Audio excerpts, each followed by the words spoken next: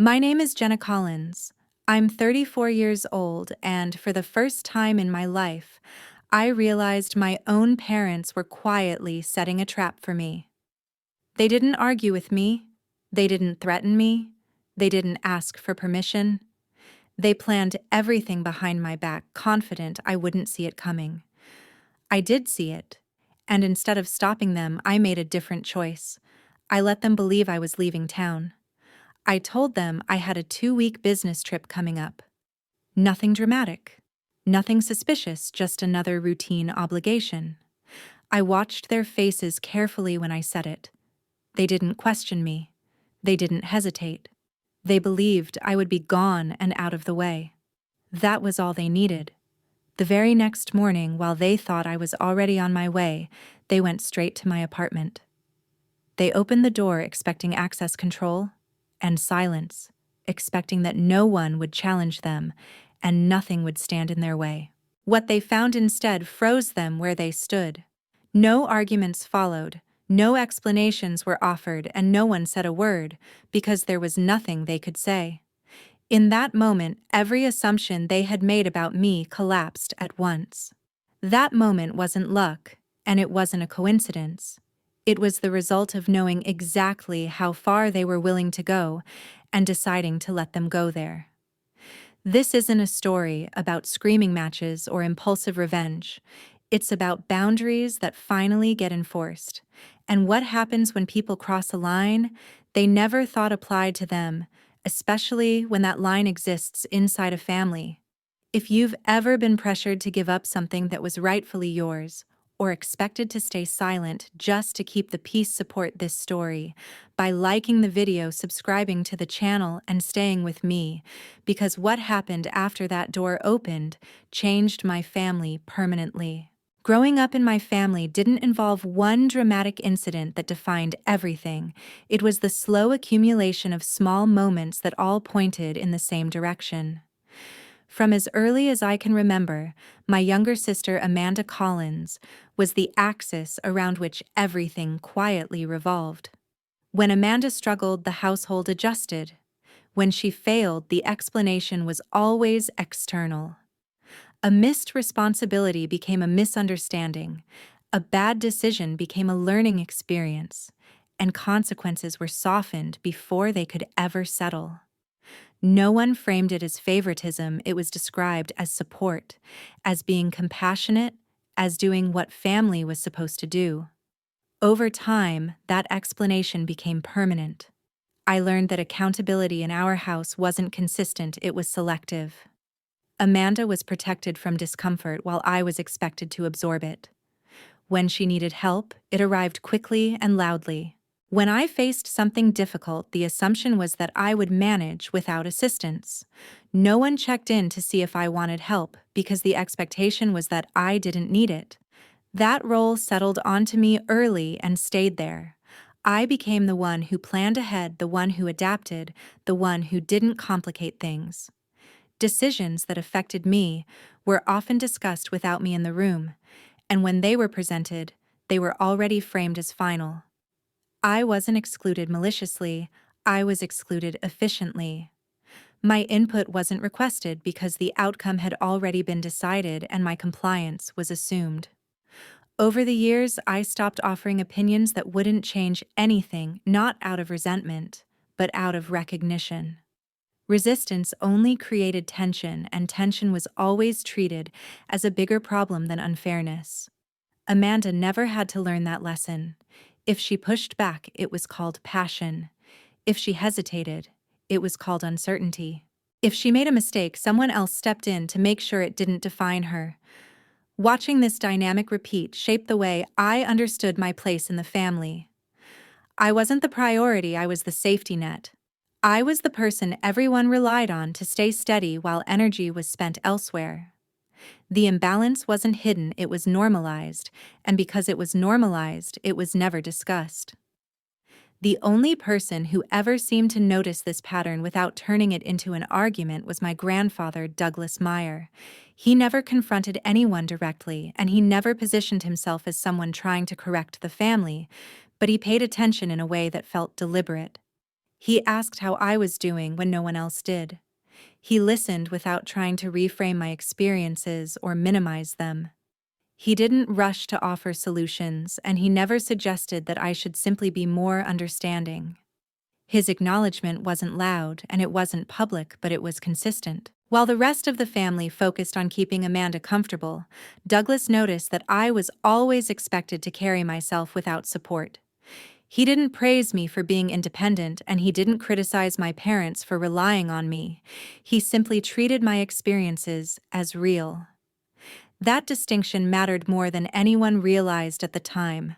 As we all grew older, those early patterns hardened into assumptions that no one questioned. Amanda moved through adulthood believing that problems would always be intercepted before they reached her. My parents continued to operate as if rearranging circumstances was an act of love, and I became accustomed to accepting decisions already made, not because I agreed with them, but because challenging them never changed the outcome. None of this felt dramatic while it was happening. It felt ordinary routine and justified. But patterns that go unchallenged don't disappear, they become structure. By the time we reached adulthood, the roles were no longer temporary responses to situations, they were fixed identities. Amanda was the one who needed protecting. I was the one who would adapt. Douglas was the only person who ever saw that difference clearly and never asked me to pretend it wasn't there. Life didn't change all at once after my grandfather Douglas Meyer passed away, but something fundamental shifted beneath the surface. His death was expected, handled calmly, and followed by a legal process that moved forward without dispute. When the paperwork was finalized, it confirmed what he had clearly intended all along. The condo in Queen Anne was left entirely to me. There were no shared clauses, no temporary arrangements, and no room for interpretation. Everything was clean, direct, and legally solid. I didn't view it as a gift or a reward, and I didn't treat it as leverage. I accepted it quietly, understanding that it represented a choice made deliberately by someone who knew our family well enough to be precise. Moving into the condo marked the first time I lived in a place that wasn't provisional. It wasn't somewhere I was staying until something better came along, or until someone else needed it more. It was simply mine. That distinction changed how I moved through my days. I stopped explaining my plans. I stopped justifying my routines. I set my life up around the assumption that the space was permanent, not borrowed. At first, my parents didn't challenge any of it. They acknowledged the will, offered neutral comments, and avoided expressing strong opinions. On the surface, there was no conflict. But almost immediately, their behavior began to shift in ways that were subtle enough to be dismissed if you weren't paying attention. The condo became a recurring topic, introduced casually and often without context. Questions appeared that had never existed before. Questions about the building, the rules, the neighborhood, and how flexible my schedule was. These weren't framed as requests, and they weren't confrontational. They sounded practical, even thoughtful, but they carried a new weight. Amanda's attention followed a similar pattern. She started asking about the layout, the number of rooms, how often I traveled for work, and whether I felt settled there yet. She spoke more openly about how unstable renting had become and how difficult it was to plan long-term without reliable housing. None of these comments directly referenced my condo, but the timing made the connection obvious.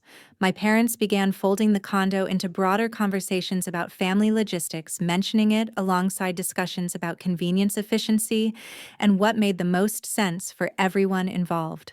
The language they used was careful and reasonable, built around shared interests rather than personal claims. They didn't ask me to give anything up, and they didn't suggest any immediate changes. Instead, they created an atmosphere where the condo felt less like a private inheritance and more like a variable in a larger equation. I noticed how quickly assumptions formed around access and availability, as if ownership naturally came with obligation. There was an unspoken expectation that flexibility would eventually be required, and that my role would be to accommodate it. No one said this outright, and that was part of what made it effective. By keeping everything indirect, they avoided resistance while still establishing a framework where my space was quietly treated as negotiable.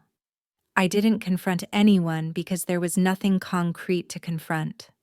Everything remained polite, legal, and technically appropriate. Still, the shift was undeniable.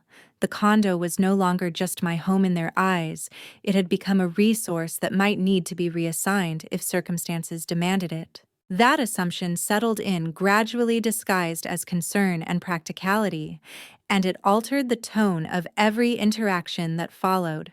I continued living there without explaining myself or setting formal boundaries, aware that something unspoken was taking shape. Nothing had happened yet, but the conditions were being prepared, and once I recognized that, I understood that the condo wasn't just an inheritance anymore. It had become the focal point of a future decision that hadn't been announced, but had already begun forming. I didn't realize I was about to learn the truth when I walked in that day. I wasn't there to listen, and I wasn't looking for answers. I stopped because I heard my parents talking in a tone I recognized: calm, practical, and already decided. It wasn't the sound of frustration or speculation, it was the sound they used when something had been agreed on and only details remained. I stayed where I was without announcing myself, not out of curiosity, but because the way they spoke made it clear this conversation wasn't meant to be hypothetical. They started with timing, casually noting that my upcoming business trip would give them enough space to move forward without interruptions. 2 weeks was mentioned more than once, framed as convenient, generous, even as if they were doing me a favor by waiting that long. From there, the conversation shifted seamlessly to access. They talked about going into my apartment while I was gone, referring to it as handling things directly rather than involving me. There was no discussion about permission or consent, just an assumption that entry was justified. One of them said it would be easier if I wasn't around to complicate things, that conversations had a way of slowing progress. The phrase "getting everything sorted" came up, said lightly without explanation, as though it were self-explanatory. They talked about moving items, reorganizing spaces, and making decisions that sounded permanent, all while treating my absence as a logistical advantage.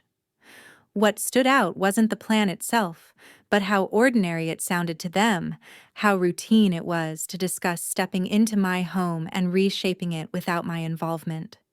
Then my mother mentioned Amanda. She said plainly and without hesitation that Amanda already believed I had agreed to the arrangement. There was no hesitation in her voice, no uncertainty about whether that was true. My agreement had been communicated as fact, not as something pending or negotiable. The way it was said made it clear that my role in the decision had already been rewritten for me. My father followed by talking about efficiency, saying that once they were inside, extra hands would help things move faster. He listed a few possibilities: people who wouldn't ask too many questions, and who would see it as helping family rather than crossing a boundary.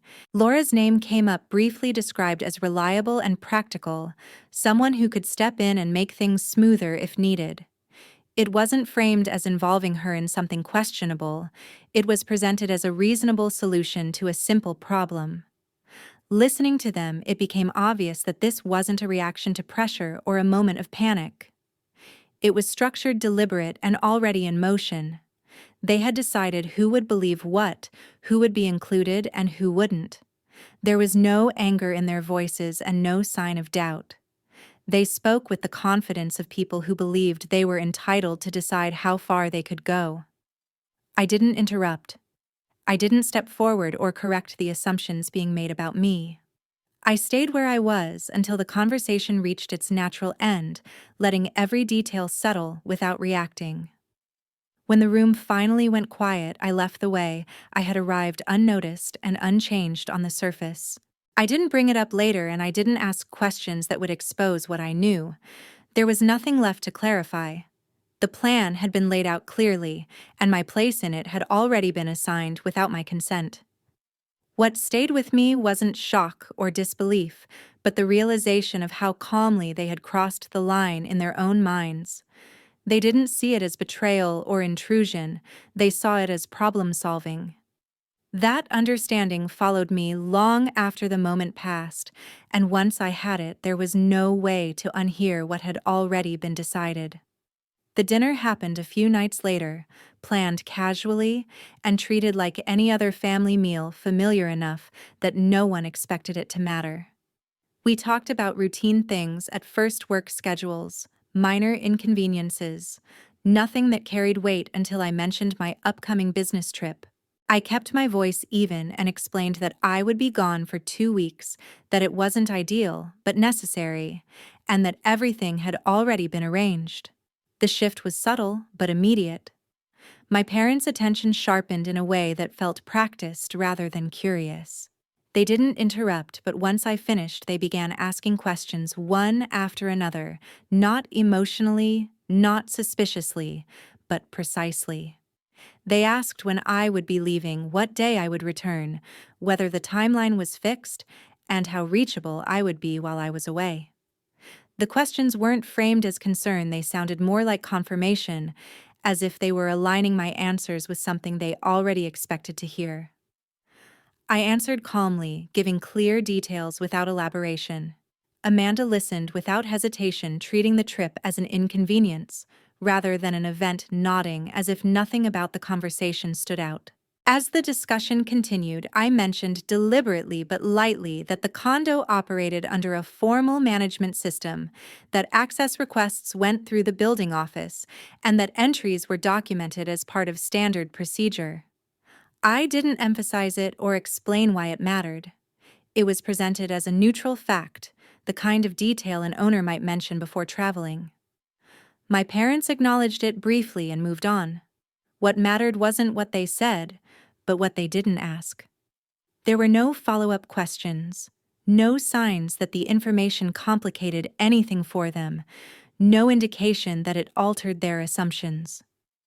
They continued discussing my schedule as if my absence were guaranteed, wishing me a smooth trip, and speaking with a confidence that suggested they were already planning around it. When the evening ended, nothing had been resolved, and nothing had been challenged. Amanda left believing exactly what she had been told, that I was traveling and that everything was settled. I didn't correct her, and I didn't clarify anything with my parents. There was no advantage in doing so.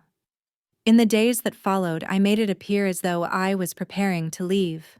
Work messages were scheduled, responses were automated, and my availability was reduced in a way that matched the story I had told.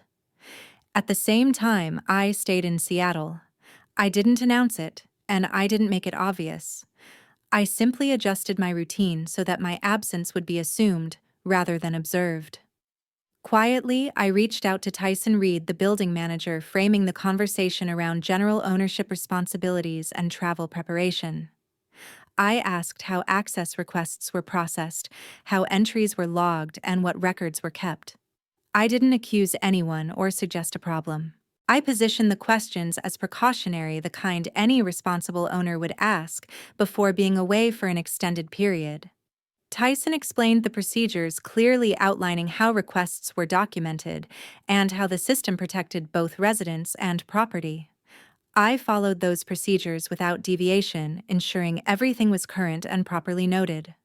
While my parents moved forward believing my departure created opportunity, I focused on structure and documentation, not confrontation. I didn't warn anyone, and I didn't involve Amanda. She continued operating under the assumption that I had agreed to arrangements that had never been discussed with me, trusting information that had been given to her without question. That imbalance wasn't forced or engineered, it was simply left intact. At that point, the tension came from knowing that different versions of the truth were now running parallel to each other, shaping decisions independently. I knew what had been planned. My parents believed their assumptions were secure, and Amanda remained unaware that the foundation she trusted didn't exist. Nothing had happened yet, but the conditions were set, and all that remained was to see which version of reality would collide with the other first. The call from Tyson Reed came early, brief, and controlled, informing me that a formal request had been submitted to access my unit. He didn't speculate or add emotion, only listed the names attached and asked how I wished to proceed. I told him to follow standard procedure and document everything exactly as required. Not long after Gregory and Kathleen arrived at the building with Amanda and Laura, moving through the lobby with the ease of people who believed permission had already been granted. Amanda looked composed and cooperative, carrying herself as if she were there to help with something temporary and agreed upon, while Laura followed with quiet readiness, prepared to assist without question. At the unit entrance, Tyson met them in person, confirming identities and explaining the access protocol before anyone reached for the door. Gregory attempted to move past him with casual authority, but Tyson stopped him and presented the first reality in writing a formal notice stating that access was restricted and that no owner consent had been recorded. The tone was neutral, procedural, and unyielding. Kathleen reacted immediately, insisting there had to be a mistake, and that arrangements had already been made. Tyson didn't argue or respond emotionally, he simply pointed to the notice and explained that without documented authorization, entry could not proceed. He then introduced the second layer without pause, referencing the access log and the digital request record, noting the exact time the request was filed, the individuals listed, and the absence of owner approval. He stated plainly that any attempt to proceed would be formally logged as unauthorized access. The shift was visible. Amanda's expression changed as the information settled confusion cutting through the certainty she had arrived with. She turned to Gregory, then to Kathleen, asking why the system showed no approval if everything had already been agreed to. Neither answered directly. Gregory tried to redirect the situation, suggesting they speak privately or step inside to sort it out, but Tyson remained where he was and repeated the policy, asking whether they wished to withdraw the request or continue, knowing it would be recorded in full. That was when the third layer surfaced, unavoidable and unplanned. Amanda asked outright what consent Tyson was referring to and why it hadn't been filed. The silence that followed was longer than any explanation. Kathleen attempted to soften it, saying it was only a technical issue, but the reassurance didn't land. Amanda looked between them, realizing that the version of events she had been given didn't align with what was unfolding in front of her. She asked again, slower and more carefully, whether Jenna had actually agreed to this arrangement. No one answered immediately. Laura shifted her weight and stepped back, understanding that whatever role she had been brought in to play no longer had a foundation. Tyson documented the interaction, calmly noting the attempted access and the refusal, maintaining a professional distance that left no room for reinterpretation. Gregory's frustration surfaced not as anger, but as disbelief that the situation had slipped out of control. Kathleen tried once more to frame it as a misunderstanding, but Amanda wasn't listening anymore. She stood quietly, absorbing the realization that she had been misled and that her presence there had been based on information she had never verified. Tyson concluded the interaction by stating that the request was denied and that any future attempts would follow the same documented process. The group dispersed without confrontation, argument, or resolution. I didn't intervene, didn't explain, and didn't justify anything. The boundary hadn't been enforced through confrontation, but through structure and record. No one won the moment, but the line had been crossed, witnessed, and preserved, and the truth no longer belonged to one side alone. After that morning, there was no confrontation and no dramatic fallout, but the situation did not reset. The attempted access was formally logged in the building's management system, time-stamped, categorized, and closed as an irregular request. It wasn't flagged as an incident and no notifications were sent beyond internal records, but the entry existed, and in systems like that, existence is enough. The unit file now carried a note that altered how future requests were viewed, not emotionally, but procedurally. Tyson handled it the same way he handled everything else, quietly, methodically, and without commentary. But the record followed the property wherever administrative attention went. Nothing needed to be explained, because the documentation spoke for itself. Amanda felt the consequences first, not through blame, but through disruption. She had rearranged her schedule to be present that day, assuming she was participating in something agreed upon, and the absence created questions she couldn't answer cleanly. Missed hours became missed income, delayed payments followed, and the margin she relied on narrowed faster than she expected. Her work depended on reliability and discretion, and the strain at home began to bleed into places she had always assumed were separate. The support she counted on became inconsistent, not withdrawn outright, but unstable enough to force her to adjust. Gregory and Kathleen responded by trying to regain control through formal channels, contacting an attorney, and exploring whether anything could be challenged. The consultations were expensive and incremental, each step adding cost without producing leverage. The answers they received were: consistent ownership was clear, access had been denied through proper process, and the building's records supported that outcome. There was no case to pursue, no document to contest, and no consent that could be reconstructed after the fact. The legal route didn't escalate, but the financial drain remained, pulling resources into an effort that offered nothing in return. Inside the family, the shift was quiet but irreversible. Conversations shortened, then thinned out altogether. Amanda stopped asking questions, not because she understood the full picture, but because she no longer trusted the explanation she was given. Gregory grew more withdrawn, his frustration turning inward as he confronted a loss of authority he couldn't correct.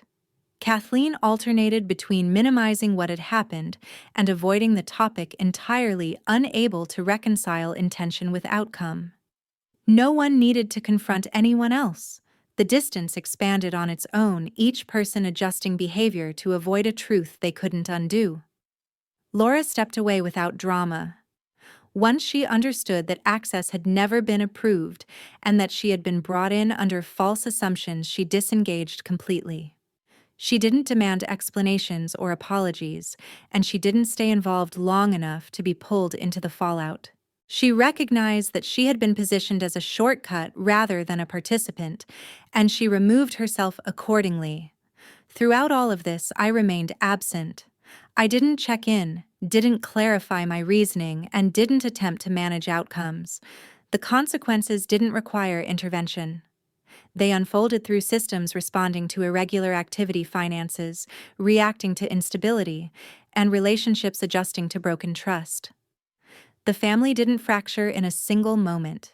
It loosened gradually, connection by connection, until interaction became cautious and unreliable. Amanda was forced to confront uncertainty she had never planned for. Gregory and Kathleen faced the reality that familiarity doesn't override consent. Laura learned how easily involvement can be manufactured when boundaries aren't respected. Nothing was resolved cleanly, and no one received closure. What remained was a chain of effects already in motion, continuing forward without direction from me, shaped entirely by choices that crossed a line and triggered consequences that no one could call back.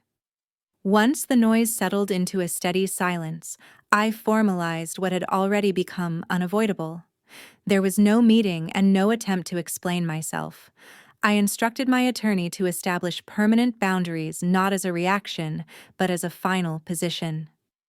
Any communication from my parents would be routed exclusively through legal counsel. Any inquiry about the condo finances or personal matters would be addressed the same way. There would be no direct contact, no private messages, and no conversations framed as concern or reconciliation. The process removed emotion from the equation and replaced it with structure, which was exactly what I needed. Gregory and Kathleen were notified through their lawyer that I would not meet with them now or in the future, and that there would be no informal negotiations. The message wasn't aggressive or defensive. It was definitive. I didn't block them to make a statement. I redirected everything to a system that required accountability and documentation. Amanda was included in the same boundary not out of spite, but because consistency mattered more than sentiment. I didn't justify that decision to her, and I didn't ask for understanding. Trust had already been compromised, and rebuilding it wasn't a priority I was willing to entertain. The separation wasn't emotional, it was procedural. My life narrowed in a way that felt intentional rather than limiting. The condo remained unchanged, secured, and properly documented, but the property itself was no longer the focus. What mattered was the authority to decide who had access to my life at all. Ownership stopped being about walls and keys and became about control over my time, my attention, and my future. I didn't feel relief in a dramatic sense. There was no moment of triumph or release. What followed was steadiness. Decisions stopped feeling reactive. Days regained predictability, not because everything was resolved, but because nothing was left open to interpretation. I worked, returned home, and moved through routines without the underlying tension of possible intrusion. There were no unexpected calls, no explanations demanded, no emotional negotiations disguised as family obligation. The silence held, and over time it proved to be stable rather than empty. The family I came from didn't collapse in a visible way. It simply stopped functioning as a point of reference in my life. Gregory and Kathleen were left to manage the consequences of their choices without my involvement. Amanda faced instability without assuming I would intervene or absorb the impact. I didn't monitor outcomes or wait for apologies. I stepped away completely. The distance wasn't created to punish anyone. It existed to protect my ability to choose without interference. There was no reconciliation and no door left open for future conversations. I didn't frame the boundary as temporary or conditional. Some situations don't require closure in the form of understanding. They require an ending that cannot be revised. The condo stayed in my name, properly recorded and protected, but the real conclusion wasn't tied to the property or its value. It was tied to the certainty that my life no longer accommodated people who believed access was implied rather than earned. Nothing dramatic followed. There were no final confrontations or emotional letters. The separation endured because it was built on clarity, not anger. What remained was a quiet certainty that my decisions were no longer shaped by obligation, guilt, or expectation. The line was drawn and forced through structure and never crossed again. Thank you all for taking the time to watch the video.